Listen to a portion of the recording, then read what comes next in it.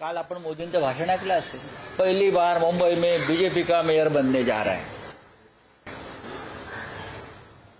म्हणजे दिल्लीत ठरलेलं आहे की मुंबईत कोणाला बसवायचं आणि त्याच्यामध्ये फक्त बीजेपी नाही, गौतम अडाणी सुद्धा ठरवणार ना कोणाला बसवायचं ते. पण एक सांगतो की कोणालाही सहजतेनं महापौर बसवणं सोपं नाही. ज्या प्रकारचे आकडे मुंबईकरांनी दिलेले आहेत आणि भारतीय जनता पक्ष कितीही मोठा विजय उत्सव करत असला बरं का, तरी त्यांचा विजय झालेला नाही. नरेंद्र मोदी यांनी सुद्धा स्वतःच्या भाषणानंतर आत्मचिंतन केलं पाहिजे. मोदी असं म्हणतायत की ज्या मुंबईत काँग्रेसचा जन्म झाला तिथे काँग्रेसचा पराभव आम्ही केला महानगरपालिका निवडणूक. मोदी यांना राजकीय इतिहासाचं भान नाही. गेले किमान 25 वर्ष या मुंबईवर शिवसेनेचंच राज्य आहे, बाळासाहेब ठाकरेंचंच राज्य आहे. त्याच्यामुळे इथे काँग्रेस जरी महाराष्ट्रात असली तरी मुंबईमध्ये शिवसेना होती. तेव्हा त्यांचे जे काही भाषण लिहिणारी माणसं आहेत मोदींचं, त्यांचं इतिहासाचं भान फार कच्चं आहे. मुंबईत काँग्रेसचा जन्म झाला, मुंबईत काँग्रेसनं चले जावची घोषणा केली, इंग्रजांविरुद्ध लढा दिला तिकडे, तेव्हा मोदी विधी त्यांचा पक्ष कुठेच नव्हता. अशा संघर्षाच्या वेळेला भाजपा कुठेच नसतो. राऊतसाहेब, महापौर पदाच्या या एकूण शर्यतीत शिवसेना उद्धव बाळासाहेब ठाकरे पक्ष आहे की विरोधी पक्षात बसण्याचं ठरवलं? नाही, बघा, अजून आम्ही काही ठरवलेलं नाही. आता आम्ही फक्त मजा बघतो. कोणी पंचतारांकित हॉटेलमध्ये आहेत. आता माझ्या माहितीप्रमाणे भारतीय जनता पक्षाच्या नगरसेवकांना सुद्धा कुठेतरी हलवतात. कोण कोणाला घाबरते? सरकार आहे.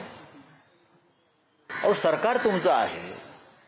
मुख्यमंत्री दावोसला बसून मुंबईकडे लक्ष ठेवतायत नगरसेवकांकडे. म्हणजे मला गंमत वाटते. तिकडे त्यांचं, मी कालच एक ट्विट केलं, आपण पाहिलं असेल की प्रधानमंत्र्यांसारखं स्वागत करण्यात आलं. लोक बिक झेंडे विंडे हलवतायत, अशी चांगली गोष्ट आहे. एक मराठी माणूस म्हणून जर नरेंद्र मोदी देवेंद्र फडणवीस यांची देशाच्या पंतप्रधान पदाकडे पावलं पडत असतील मुंबई जिंकल्यामुळे, असं म्हणतात किंवा महाराष्ट्रात जिंकल्यामुळे, तर मराठी माणूस म्हणून आम्हाला अभिमानच आहे. त्यांनी करावं, त्यांनी जावं दिल्लीत, देशाचं प्रधानमंत्रीपदी दावा ठोकावा.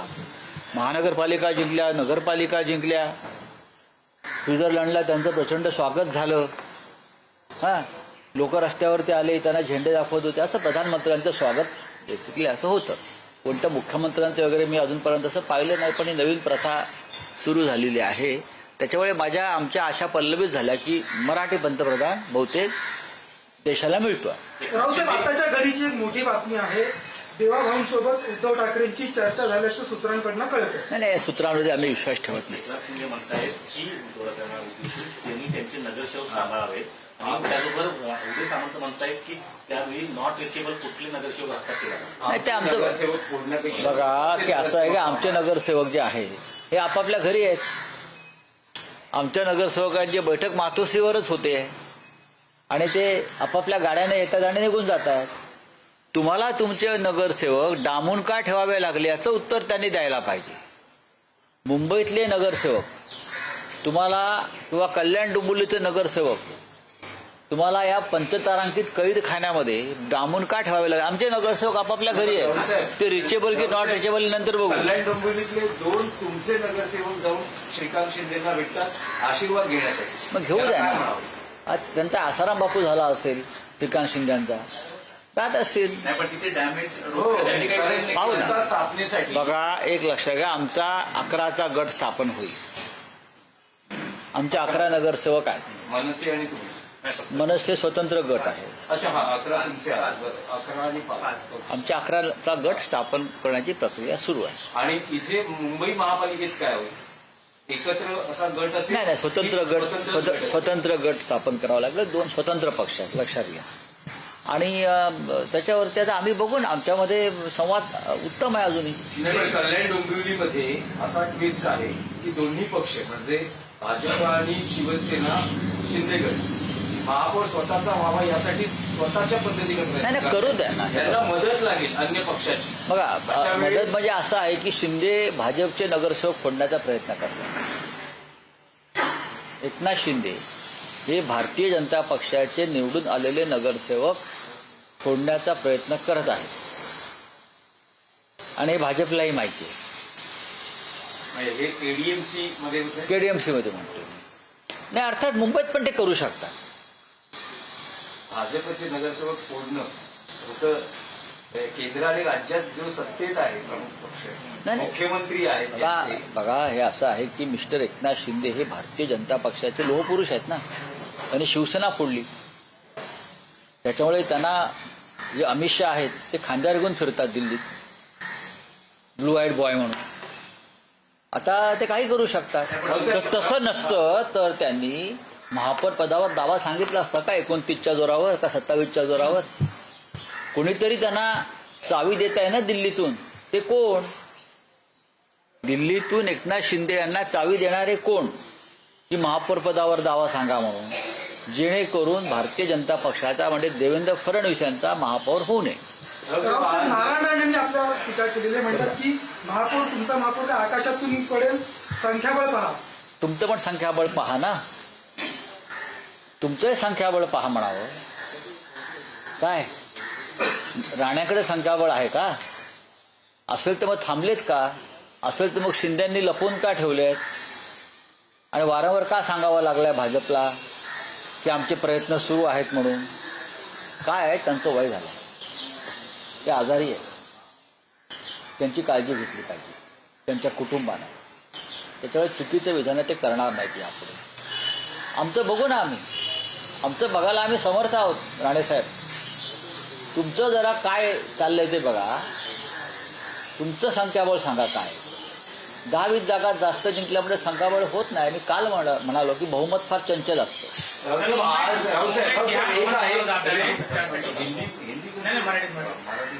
मुंबईत बिहार भवन बनवलं जातं. बातम्या आहेत त्या, बघू आम्ही त्याच्या. रावसाहेब, आज ताजमहल जेलला जायचा काही योग आहे का? थांबा ना जरा. कालची राहिलेली नाही नाही, कसं आहे की आम्ही जेवायला जातोय की ते कुठे जेवायला जातात बघू ना. आम्ही जेवायला जातोय की आतले लपवलेले पाहुणे कुठे बाहेर जेवायला जात आहेत, तर ते तुम्हाला आकडे दिसत आहेत. जर शिंदेच्या शिवसेनेचे काही नगरसेवक तुमच्यासोबत आले होय, तर ते पंचा उद्देश- अशा गोष्टी ज्या असतात या खुलेपणानं बोलल्या जात नाही. पण काँग्रेसकडेही मोठ्या संख्याबळ आहे. 24 नगरसेवक आहेत. काँग्रेसचे फुटत नाहीत. पुढे बोला. काँग्रेसचे फुटत नाहीत. आमच्या शिवसेनेचे तर प्रश्नच येत नाही. आता फोडाफोडीचा खेळ भाजप आणि शिंदे गटातच होणार. या 2 गटातच फोडाफोडी होणार आहे झाली तर. त्याच्यामुळे आता महाराष्ट्राच्या राजकारणामध्ये एक वेगळी मजा येणार आहे. नाही, पण उद्धव बाळासाहेब ठाकरे पक्ष तटस्थ राहणं, अनुपस्थित राहणं महापौर पदाच्या निवडीच्या वेळेस, असं काही स्ट्रॅटेजीनुसार होत आहे का? स्ट्रॅटेजी असते ती त्या क्षणी ठरते. ही 15 दिवस आधी सांगितली जात नाही राजकारणाने. ही शेवटच्या मिनिटात स्ट्रॅटेजी काय आहे हे दिसते. 15 दिवस आधी कोणी स्ट्रॅटेजी ठरवतं का? उद्धव ठाकरेंनी तर त्यांचं मत स्पष्ट केलं आहे की महापौर त्यांना बसवायचं. ना ते सत्तेत होतं ना विरोधी पक्षात होतं. तर असं काही आपला पक्ष करणार का की पक्षाच्या भूमिकेत असणार आणि 2017ची परतफेड असं म्हटलं जातं. कारण 2017ला अवघ्या 2 जागांचाच फरक होता. 82 भाजप होते, 84 शिवसेना होती. त्यावेळेस देवेंद्र आता फडणवीस 4चा फरक आहे. आता 4चा फरक आहे ना. आणि तुमचा सहकारी पक्ष जो आहे हा पाण्यात देव घालून बसलेला आहे की भाजपचा महापौर होऊ देत नाही म्हणून. आता त्या दोघांमध्ये काय होत आहे त्याचा आधी निकाल लागू द्या, मग आम्ही आमचे देव बाहेर काढू. म्हणजे सगळे पर्याय खुले आहेत शिवसेनेला महापौर निवडीसाठी. का आमचा का नाही निवडला जाणार? आमचा का नाही निवडला जाणार? तुमचे पर्याय सगळे उपलब्ध सगळे आहेत. उपलब्ध आहेत. आमचा बघा, या मुंबईला परंपरा आहे बाळासाहेब ठाकरेंच्या शिवसेनेचा महापौर पाहण्याची. भाजपचा महापौर ज्या क्षणी होईल त्या दिवशी मुंबई शोकसागरात बुडेल. कळलं? मुंबई शोकसागरात बुडेल ज्या दिवशी भाजपचा किंवा गद्दारांचा महापौर होईल तेव्हा. त्यांना काय वाटतंय? काय वाटतंय त्यांना? मोरारजी देसाईने जेव्हा 106 लोक मारले तो काळा दिवस आणि भाजपचा महापौर होईल तो दिवस एकच. असं तुम्ही आता म्हणताय की महापौर तुमचा का नाही होणार, तर तुमच्यासमोर दोनच पर्याय दिसत आहेत. एक म्हणजे थेट मी असं म्हटलं नाही का नाही होणार. मी कुठे असं म्हणाल? का दोन होणार? पर्यायांची जर आपण ते चर्चा पर्याय बघू ना. तुम्ही कशाला चिंता करता? तुम्ही आकड्यांचं अजिबात गणित आहे. अहो, बघू ना किती दिवस तुम्ही गणित, तुमचे गणितात किती मार्क मिळाले होते 10वीला बघा जरा आधी आणि मग हे गणित करा. गणित बघू ना आम्ही. हे गणितावर चालत नाही. बऱ्याच गोष्टी असतात राजकारणात. तो मोदी जी कह रहे हैं कि मुंबई में मेयर जो बनेगा बीजेपी का बनेगा, लेकिन आपका गणित की बता रहा है. बघा, मोदी जी बोलते हैं कि मेयर बीजेपी का बनेगा, लेकिन कैसे बनेगा ये बोला नहीं मोदी जी. उनके पास बहुमत नहीं है बीजेपी के पास. तो ऐसा क्या बोलता है, बैसाखी लेकर, हम मराठी में बोलते हैं कुबड़े लेकर.